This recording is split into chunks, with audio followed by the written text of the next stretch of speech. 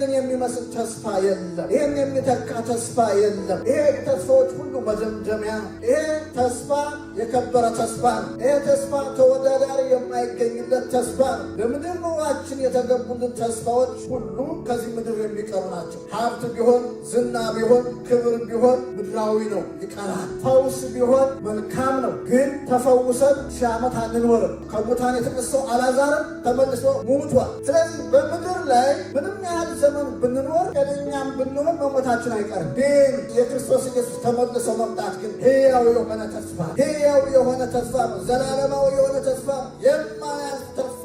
ስለዚህ የጌታችን የኢየሱስ ክርስቶስን ተመልሶ መምጣት ይህንን የከበረ ተስፋ ከምንም ጋር ልናወዳድረው አንችልም። እግዚአብሔር አምላክ ስለዚህ ታላቅ የከበረ ተስፋ ልናመሰግነው ያስፈልጋል። በእኛም ውስጥ ይሄ የከበረ ተስፋ ናፍቆትና ጉጉታችን ሊጨምር ያስፈልጋል። እግዚአብሔር